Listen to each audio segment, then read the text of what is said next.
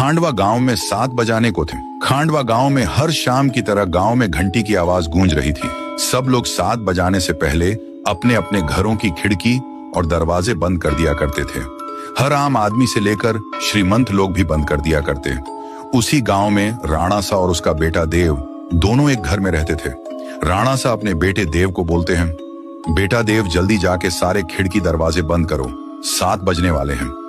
बेटा देव खिड़की दरवाजे कस के लगाना और 7 बजने के बाद किसी से भी बात मत करना, और मैं जब तक ऊपर की खिड़कियां बंद कर देता हूं, ये बोलकर राणा सा ऊपर के कमरे चले जाता है। देव अपनी पापा की बात मानकर वो जल्दी से खिड़की बंद कर देता है और जाकर दरवाजा बंद करके जब वो लास्ट खिड़की लगा रहा ही होता है कि उसके सामने उसकी माँ अचानक आ जाती है और देव से कहती है, देव बेटा कैसे हो, मैं तुमसे मिलने आई हूं, मुझे पहचाना नहीं?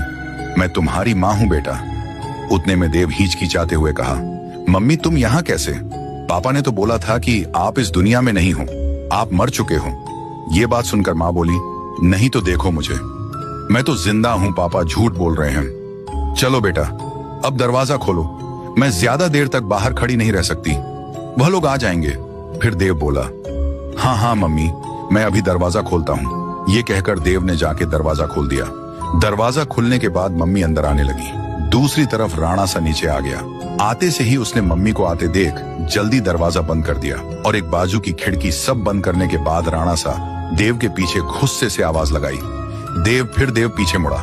राणा सा उसे फिर गुस्से से बोला, तुमने दरवाजा क्यों खोला? मैं मना किया था ना।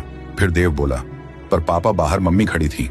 राणा सा बोला, शांत हो जाओ मैन, कहाँ था ना तुम्हारी मम्मी मर चुकी है, मैं तुम्हें बाद में सब बता दूंगा, अब चुपचाप ऊपर जाकर सो जाओ। फिर देव तेजी से ऊपर सोने के लिए चला गया।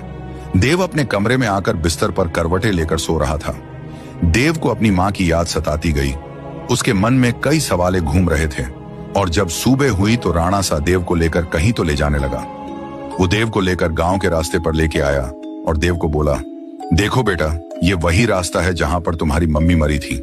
कैसे देव की मम्मी? राणा सा बताए गए रास्ते पर 7 बजे मारी गई। ये देखने के लिए पार्ट 2 का इंतजार करें।